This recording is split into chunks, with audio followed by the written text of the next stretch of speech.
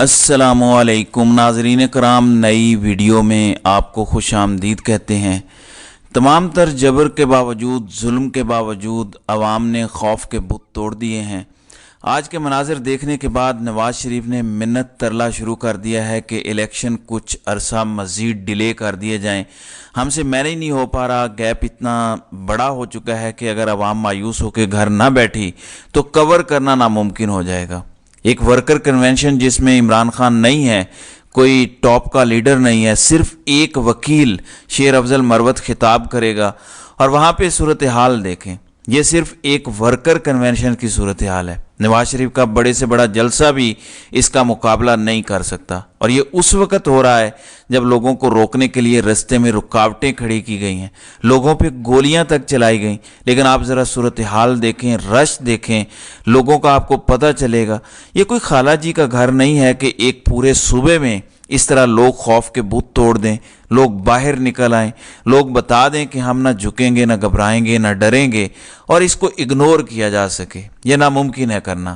عمران خان سے معافی تو مانگنی پڑے گی، اور یہ سارے مناظر چیک کریں آپ، یہ ذرا دیکھیں، وہیں پہ جلسہ گاہ بنا دیا گیا ہے، اوپر سے نیچے تک بندے نظر آ رہے ہیں، انہوں نے رستہ بلاک کیا ہوا تھا، وہیں پہ لوگ رک گئے، وہیں پہ جلسہ بنا دیا۔ ایک نون لیگ ہے، مہینوں تیاری کر کے ایک جلسہ نہیں کر سکی تھی، اور یہ ورکر کنونشن ہے۔ اس وقت جب تحریک انصاف کو دہشت گردوں کی طرح ٹریٹ کیا جا رہا ہے، یہ ذرا مناظر دیکھیں، پھر مردان میں جو کنونشن ہوا یہ چیک کریں، یہ دیکھیں کہاں کہاں تک آپ کو لوگ کھڑے نظر آ رہے ہیں۔ یہ صرف ورکر کنونشن ہے، یہ کوئی جلسہ نہیں ہے۔ لیکن اگر ورکر کنونشن اس طرح ہو رہا ہے تو آپ ان کے حالات جان سکتے ہیں۔ یہ ذرا چیک کریں، یہ عمران خان کا صرف ساتھ دینے پر اتنی عزت مل رہی ہے، یہ شیر افضل مروت کے قافلے کے ساتھ لوگ بھاگ رہے ہیں، یہ چیک کریں آپ، دیوانہ وار لوگ بھاگ رہے ہیں۔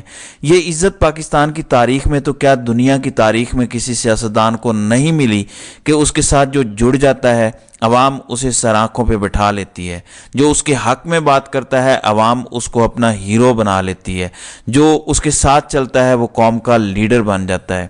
انہیں لگا تھا کہ مراد سعید کو چھپنے پر مجبور کریں گے، اس کی جان کو شدید ترین خطرات لاحق ہونے کی وجہ سے وہ منظر عام سے ہٹے گا، تو اللہ نے شیر افضل مروت کو سامنے کر دیا۔ اب لوگ اس کے ساتھ چل رہے ہیں کیونکہ وہ عمران خان کی نمائندگی کر رہا ہے، عمران خان کے نظریے کی نمائندگی کر رہا ہے۔ خواتین کو جیل میں ڈالا تو سوچا کہ خواتین بھی ڈر جائیں گی۔ میں آپ کو گراؤنڈ ریالٹی بتا رہا ہوں کہ خواتین 20 کوئی 30 کوئی 50 ووٹر تیار کر رہی ہیں اپنی فیملی میں، اپنے حلقہ احباب میں، کہ ہم نے ووٹ ڈلوانا ہے الیکشن والے دن۔ اور خواتین سے زیادہ اچھا یہ کوئی کام کر نہیں سکتا۔ جس طرح خواتین بات کو پھیلا سکتی ہیں، پیغام پہنچا سکتی ہیں، کوئی اور نہیں کر سکتا۔ ایک منصوبہ دنیاوی خدا بناتے ہیں، اور ایک منصوبہ رب العالمین کا ہے۔ کس نے پریویل کرنا ہے یہ سمجھنا کوئی مشکل نہیں ہے۔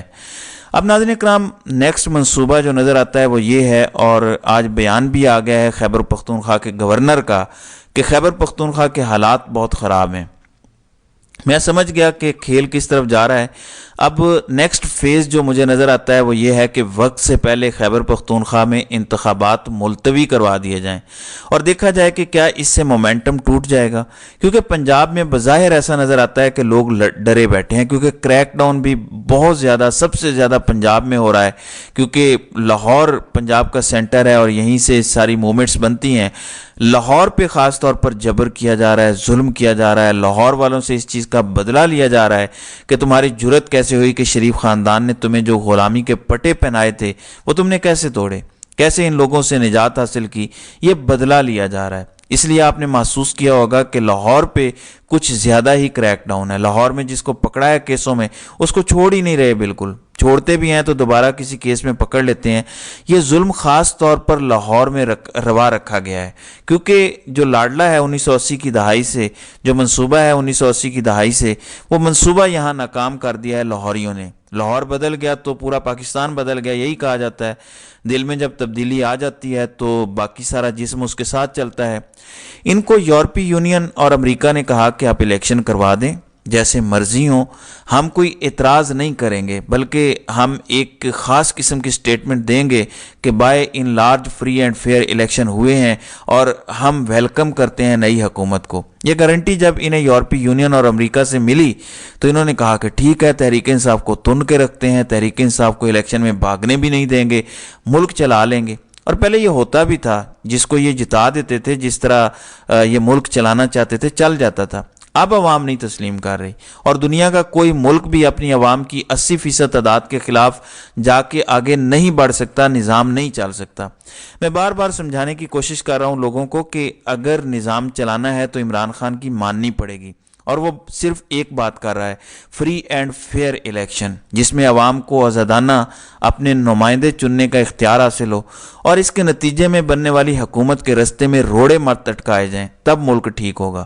لیکن منصوبہ سازوں کو لگتا ہے کہ مارشل لا لگا کے رکھنے کا ایک ہی طریقہ ہے، اور وہ یہ ہے کہ قومی حکومت۔ قومی حکومت کا مطلب ہے کہ کوئی اپوزیشن نہیں ہوگی، ہم سیاہ کریں سفید کریں، ہم دن کو رات کہیں رات کو دن کہیں، سب کچھ قبول کر لیا جائے۔ یعنی بنیادی طور پر ایک مارشل لا جس کو جمہوری کور حاصل ہو وہ کرنا چاہ رہے ہیں۔ یہ مطلب ہوتا ہے قومی حکومت کا۔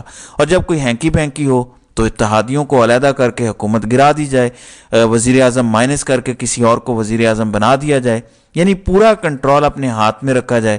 کبھی کٹ پتلیوں کے ذریعے بھی سسٹم چل سکا ہے۔ اب ذرا دیکھیں کہ ہم سے یہ کتنی نفرت کرتے ہیں۔ یہ کتنا بہترین موقع ہے پاکستان کو، پہلی بار 76 سالوں میں، قائد اعظم کے بعد پہلی بار پوری قوم کسی ایک لیڈر پر متفق ہوئی ہے۔ یہ فرسٹ ٹائم ہوا ہے 76 سالوں میں۔ یہ بہترین موقع نہیں تھا؟ اس لیڈر کو عزت دی جاتی، فری اینڈ فیئر الیکشن میں اس کو 2/3 اکثریت جیتنے دی جاتی، اس کا رستہ نہ روکا جاتا، عوام اس کو جتاتے، اور جب آتا ان کے ساتھ ریفارمز کیے جاتے، ٹیکس ریفارمز کیے جاتے، انڈسٹری کے ریفارمز کیے جاتے، لینڈ ریفارمز کیے جاتے، باقی جتنے مسائل ہیں پاکستان کو لاحق وہ سارے ٹھیک کیے جاتے۔ اور یہ جو سختی کی جا رہی ہے اپنی عوام پر ایک پارٹی کو توڑنے کے لیے، وہ مافیا کے اوپر کی جاتی تاکہ کوئی آگے سے بدماشی نہ کرتا کہ یہ ریفارمز نہیں ہونے دیں گے، ہم ایم ٹی ایکٹ نہیں لگنے دیں گے، یعنی ڈاکٹرز کے اگر کوئی ریفارمز ہو رہے ہیں میڈیکل کے وہ نہیں کرنے دیں گے، تعلیم کے ریفارمز نہیں ہونے دیں گے۔ ایسے مافیاز کے خلاف پھر کریک ڈاؤن ہوتا۔ آپ کی سٹیٹ نے 3 سے 5 سالوں کے اندر اندر ریفارم ہو جانا تھا، پاکستان یورپ کی طرح نظر آنا شروع ہو جاتا۔ میں سسٹم کی بات کر رہا ہوں، سسٹم ایسا سٹریم لائن ہو جاتا، اور یہ موقع ضائع کیا جا رہا ہے، اور جان بوجھ کے ضائع کیا جا رہا ہے۔ کیوں؟ کیونکہ یہ خود کرپٹ ہیں، کیونکہ انہوں نے خود کھانا ہے، ان کے کھانچے لگے ہوئے ہیں، چند لوگ اپنی زیادہ طاقت حاصل کر لیتے ہیں، اور کیونکہ وہ کسی کو جواب دہ بھی نہیں ہے، ایبسلوٹلی کسی کو جواب دہ نہیں ہے، یعنی دنیا میں خدا بن بیٹھے ہیں، تو ان کے اپنے مفادات ملکی مفادات سے اوپر چلے گئے، اور یہی ہے ساری کہانی۔ اور وہ نواز شریف جس کو 2013 سے 2017 کے درمیان لاڈلے کی طرح رکھا گیا، 4 سال اس نے ڈالر کی قیمت روکے رکھی اور ملکی معیشت کا بیڑا غرق کر دیا۔ حالانکہ دنیا میں اس ٹائم سب سے زیادہ چیزوں کی قیمتیں کم تھیں، پوری دنیا میں ایران کی ڈیل کے بعد کوئی مزید ایکسٹرا جنگ نہیں چل رہی تھی، اس کے باوجود ڈالر کی قیمت کو ایک جگہ روک کے نواز شریف نے معیشت کا دیوالیہ نکال دیا۔ آج نواز شریف پھر وہی بات کر رہا ہے کہ ہم ڈالر کو ایک ہی جگہ رکھیں گے۔ آپ کو پتہ ہے کہ ڈالر کی قیمت نیچے رکھنے کا کیوں شوق ہے کرپٹ لوگوں کو؟ پاکستان سے پیسہ لوٹتے ہیں، ڈالروں میں تبدیل کراتے ہیں، ڈالر جتنا سستا ہوگا روپے کے مقابلے میں اتنے زیادہ یہ ڈالر خرید سکیں گے کرپشن کے پیسے سے، اور پھر وہ پیسہ باہر بھیجیں گے، ان کا فائدہ ہے۔ لیکن ڈالر مارکیٹ ریٹ ہوگا تو پاکستان کو فائدہ ہوگا۔ جب آپ کی درآمدات بڑھنے لگیں گی آٹومیٹیکلی قیمت اوپر آ جائے گی، وہ درآمدات کم ہونا شروع ہو جائیں گی، قیمت مارکیٹ بیس پہ رہے گی، اوورسیز پاکستانی زیادہ پیسہ بھیجیں گے، ریمیٹنسز زیادہ آئیں گے، اس سے ہمیں فائدہ ہوگا، ایکسپورٹر کو فائدہ ہوگا کہ آپ عالمی مارکیٹ سے قیمتوں کو برابر کر کے کمپیٹ کر سکیں گے، ملک کا فائدہ ہی فائدہ ہے، مارکیٹ بیس ریٹ ہے۔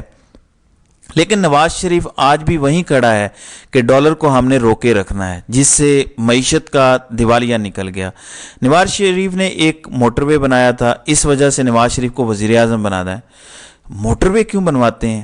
آپ کو یہ پتہ ہے क्योंकि मोटरवे जब बनता है तो अगर $50 मिलियन का एक मोटरवे बन रहा है तो उसमें $30 मिलियन किकबैक होता है, उसमें $25 मिलियन मंसूबा साज लेके जाते हैं और $5 मिलियन सियासतदानों और ब्यूरोक्रेसी में बांट दिया जाता है।